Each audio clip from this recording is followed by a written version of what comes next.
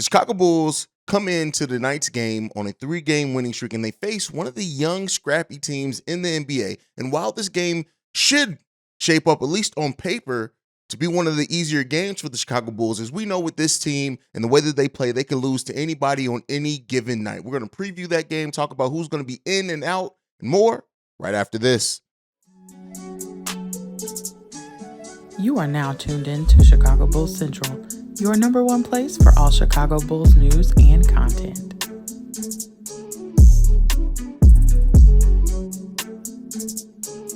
All right, Bulls fans. So the Bulls face the Houston Rockets tonight. Now, Alex Caruso has already been determined to be out of this game as he is still in concussion protocol. And that is a big loss for the Chicago Bulls, as Alex Caruso really is, in many ways, that team's energy, especially in that starting lineup. Now, we've seen the team play pretty well in a game without him in that starting lineup. And so that we know that they can play well. We know that coming into the season, Ayo Dosunmu was slated as the starting point guard and what his capabilities and potential is in that role. Now, he hasn't always hit that in his sophomore season, but we do know what he's capable of. And hopefully we get more of that positive Alex Caruso in this game, and this team brings in that ball movement and everything that's made them so dangerous, and the big three playing like a big three. Now, again, Alex Caruso's out. Javonte Green, Derrick Jones Jr. is both listed as questionable, and we know that those both two are our energy guys. So how the Bulls face a young, scrappy team in the Houston Rockets today, and how they battle them, and how that defensive intensity and consistency, whether it's there or not. Because,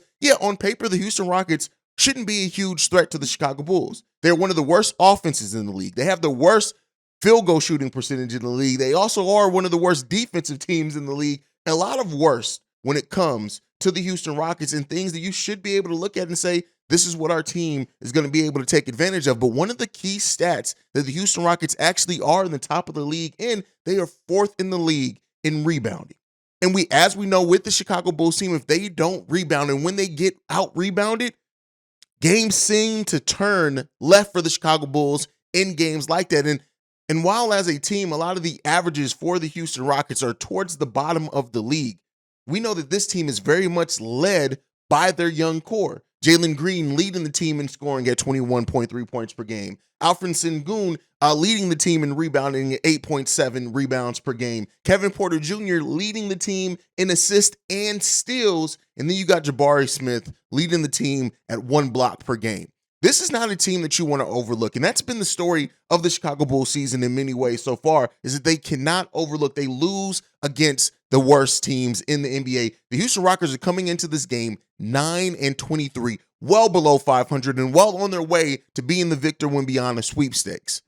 But as we've seen before with the Chicago Bulls team, if they come in lax, if they come in not focused, if they come in not giving that intensity that we have seen from them in the last handful of games, any game can get away from this team. And so in looking at what the Chicago Bulls need to do in this game, one of the biggest things is Zach LaVine and DeMar DeRozan, are they going to continue being efficient from the offensive side of the ball and defensive side of the ball for that matter? Zach LaVine putting together one of his better defensive seasons. I've already gone over the stats with that for you guys. It's still about the same. DeMar DeRozan, who I've labeled EMAR erosion because sometimes a lot of times his defense is absolutely dog shit.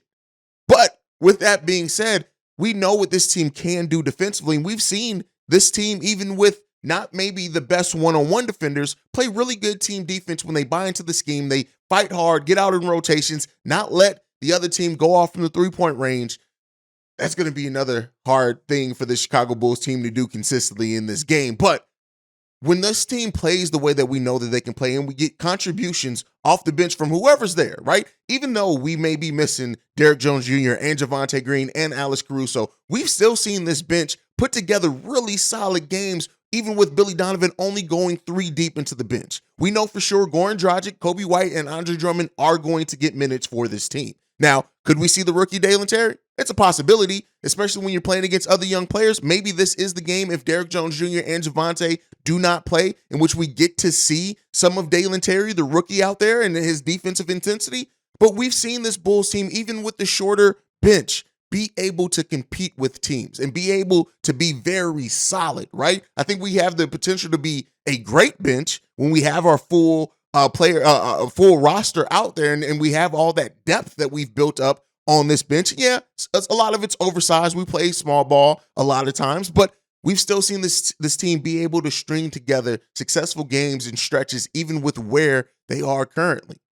We're going to need it. We're going to need Andre Drummond to play like Andre Drummond. I just said it. The Houston Rockets, while still a 9-23 team, are the 4th overall team in rebounding. That means we're going to need Vooch. We're going to need Andre Drummond to be rebounding the ball effectively and efficiently. If I can get my words together, we're going to need them to do that.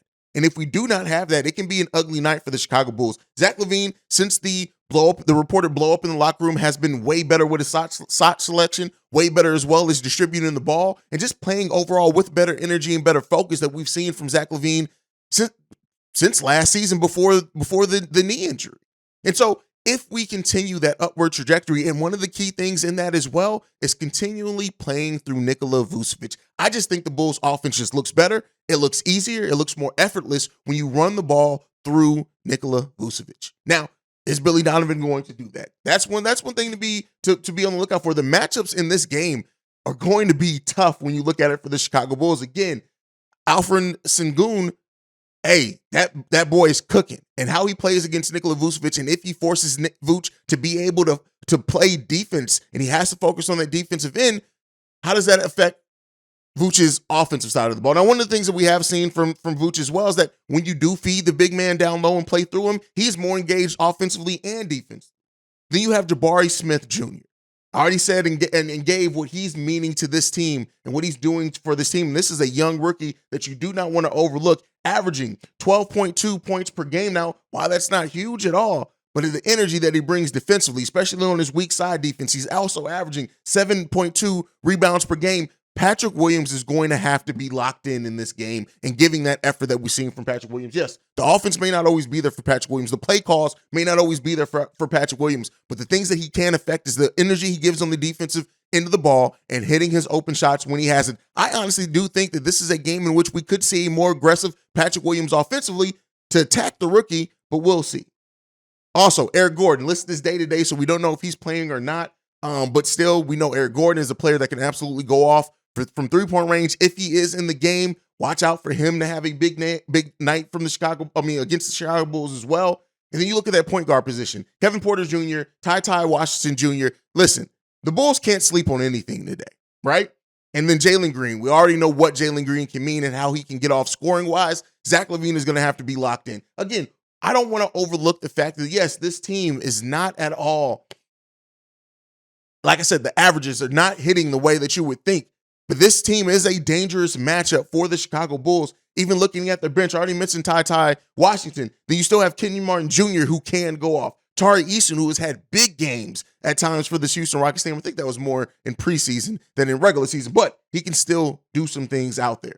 You do not want to overlook this team, and this Bulls team, as they're trying to build momentum, they have a 4-game home stretch. They have to continually build that momentum and a style of play as they look to build their identity on the back half, the second half of the season. It's crazy to think we're almost halfway through the season, which is wild. In about a week or so, we will be halfway through the NBA season. And this Chicago Bulls team, as they look to turn things around, they can't overlook games like this against the Houston Rockets. It's going to get tougher for the Chicago Bulls. One of the things that I've been pushing and telling you guys is how much and how tough this schedule gets for the Chicago Bulls here soon.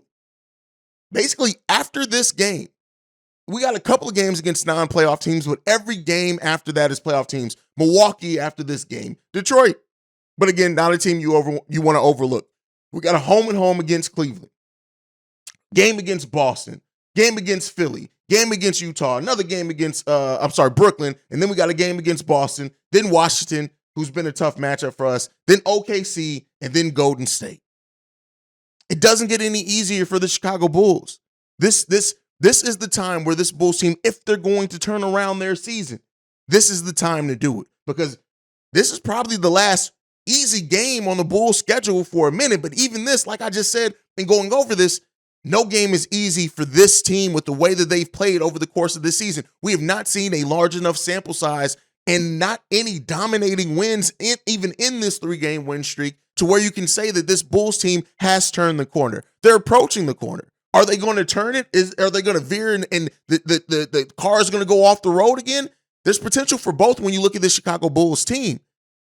And hopefully that story begins to write itself and formulate itself as we go forward into the season, because these next few matchups for the Chicago Bulls, it's going to be difficult. And as many Bulls fans have been back on the train of we can turn this around with this 3-game winning streak, that can go right back in the toilet over the course of this next set of games for the Chicago Bulls.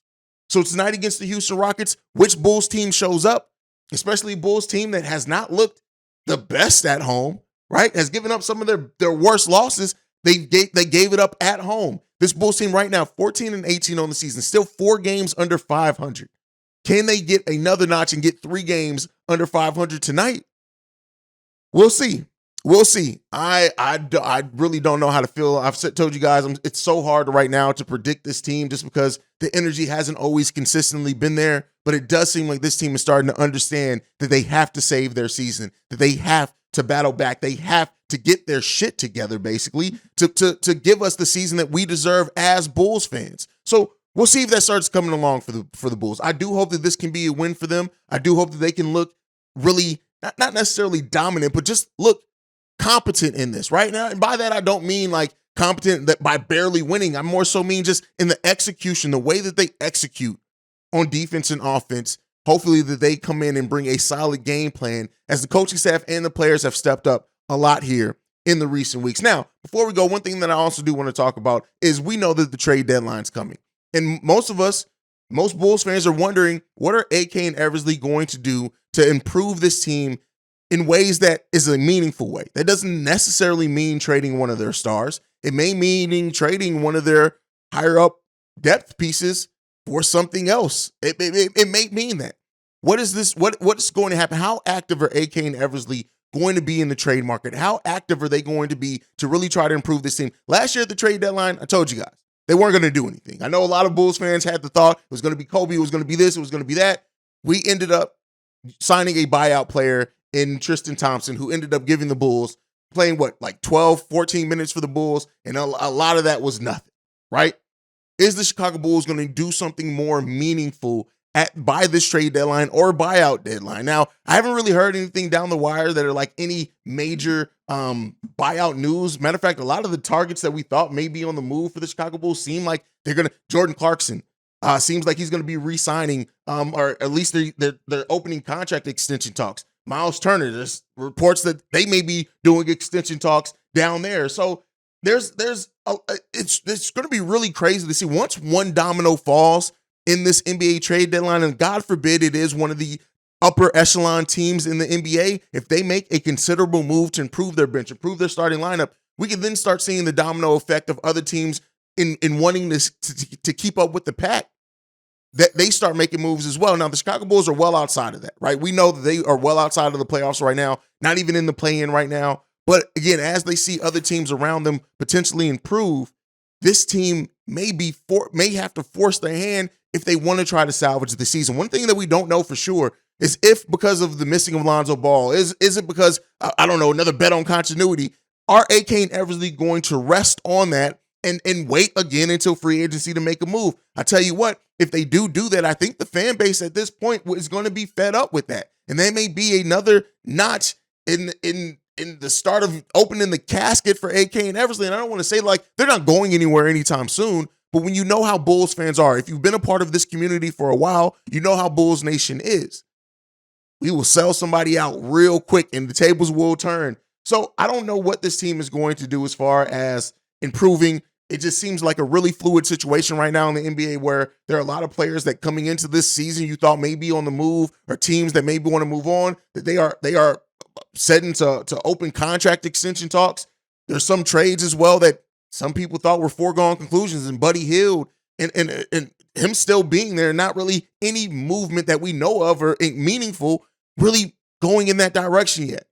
I do think that they have to do something, right? There is still something missing from this team, and it's so glaring and obvious that if AK and Eversley were to not try to address it at all, would be really concerning for me personally as a Bulls fan. And I know like the more pessimistic Bulls fan as well, like if they don't do something. But again, even with that being said, you don't want to do something just for the sake of doing something. You want to do something calculated. So AK and Eversley are in a very enviable situation. when you look at it, but we'll see. At the end of the day, I like the play of this team. I like the improvements from this team. I think that also there's still a lot of untapped potential with certain players on the team that aren't usually put in the best situations, but even then you can only bet on that so long. But let me know what you guys think. Let me know if you think a move is coming down the wire, as we are like 40 days now away from the trade deadline, a little bit over that, but you guys can let me know what you guys think on that one. Make sure you're following the show at Bull Central Pod. You can send us any feedback, questions, comments, concerns, bullcentralpod@gmail.com. Lastly, if you want to leave a text and or voicemail, the number to do so, 773-270-2799. We are the number one spot for everything Chicago Bulls related. And like I like to end every episode on, go Bulls. Love you guys. See red. It's game day. I'll see you guys later on today, man. Peace, y'all. This has been a presentation of the Break Media.